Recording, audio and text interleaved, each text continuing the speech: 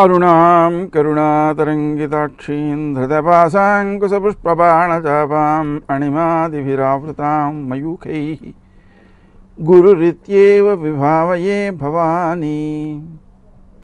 గ్రహముల యొక్క ప్రభావాలను మనం తెలుసుకోవడం, వాటికి నివారణలు చేసుకోవడం, ఈ నివారణ చర్యల వలననే భారతదేశంలో మనకు జ్యోతిషం యొక్క వినియోగం బాగా పెరిగింది. తద్వారా మనకు మహాత్ములు ఎంతమందో జన్మించడానికి కారణమైనది, దోషాలను అధిగమించడానికి కారణమైనది. ఆ విధంగా మన నివారణ చర్యలను ఆచరణలో పెట్టి సత్ఫలితాలను పొందిన వారు తమ అనుభవాలను కింద కామెంట్లలో రాస్తే కొత్త వారికి కూడా ఆ పరిహార క్రియలపై ఉండే అభిమానం పెరుగుతుంది, వినియోగించుకోగలుగుతారు.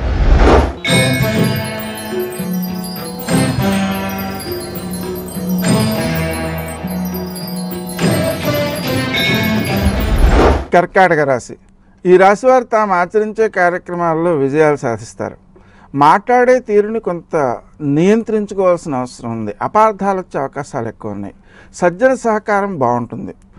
ఈ సజ్జన సహకారంతో పాటుగా ఉత్తములైనటువంటి ఆధ్యాత్మికంగా ఉన్నతులైనటువంటి వ్యక్తుల యొక్క సందర్శనం లభిస్తుంది. వారి యొక్క సహాయ సహకారాలతో భవిష్యత్తు అనుకూలంగా మలచబడుతుంది.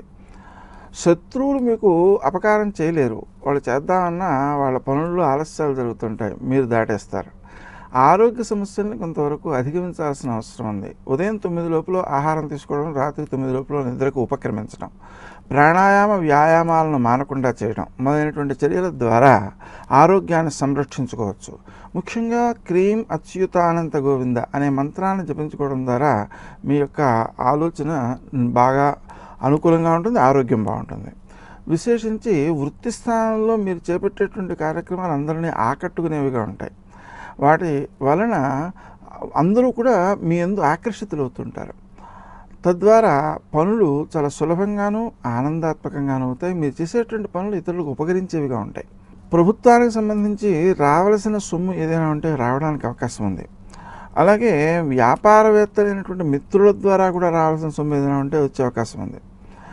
అయితే వచ్చిన సొమ్మును ఇతరులకు అప్పు ఇవ్వడానికి ప్రయత్నం చేయకూడదు. ఎవరైనా ఆత్మీయులు, మిత్రులు, బంధువులు అత్యవసరంలో ఉన్నప్పుడు వారికి అప్పు రూపంలో ఇవ్వకుండా సహాయ రూపంలో మాత్రమే ఇవ్వడం శ్రేష్టం. అలా కాని పక్షంలో ఆ డబ్బు తిరిగి రాకపోవడంతో పాటుగా ఆ ఆత్మీయులు దూరం అయ్యే ప్రమాదం ఉంది. ముఖ్యమైనటువంటి కార్యక్రమాలని వాయిదా వేయకుండా ఉండడం చాలా శ్రేష్టం. మీరు ఏవైనా బాకీలు తీర్చవలసి ఉంటే మంగళవారం రోజున తీస్తుండండి, తొందరగా తీరిపోతాయి. శ్రీ గణేశ రుణంచింది అనేటువంటి మంత్రాన్ని జపించుకోవడం ద్వారా అప్పులను త్వరితంగా తీర్చుకోగలుగుతారు. గణపతి విఘ్నరహితంగా, అంటే మనం చేసేటువంటి పనిని విఘ్నాలు లేకుండా చేస్తాడు కదా, అలాగా మనం అప్పు తీర్చేటప్పుడు కూడా తొందరగా తీర్చేయగలిగేటట్లుగాను, తీర్చడానికి విఘ్నాలు లేకుండాను ఆయన కాపాడతాడనమాట. అదేవిధంగా ప్రతి మంగళవారం నాడు నృసింహ స్తోత్రము, గణేశ స్తోత్రము అని ఉన్నాయి.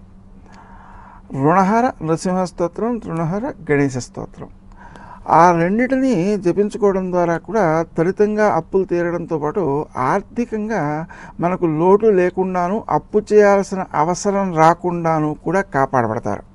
స్నేహ సంబంధాలను కాపాడుకోవడం కోసం కొన్ని స్వప్రయోజనాలను పరిత్యజించక తప్పదు.